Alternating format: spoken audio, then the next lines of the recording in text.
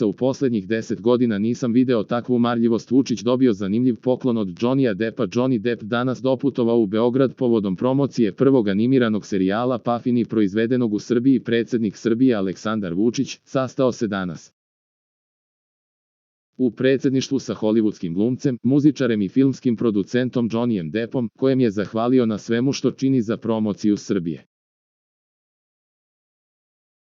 Hvala dragi Johnny na svemu što činiš za promociju Srbije, napisao je Vučić na svom nalogu na Instagramu Budućnost Srbija, na kojem je objavio i fotografije s holivudskim glumcem.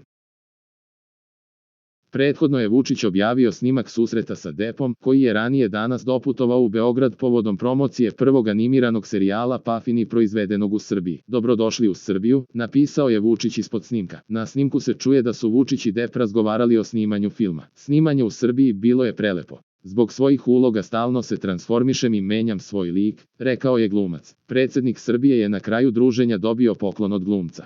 Za najnovije vesti iz zemlje i sveta kliknite subscribe, like i zvonce. Svaki dan najnovije vesti, zato nas zapratite.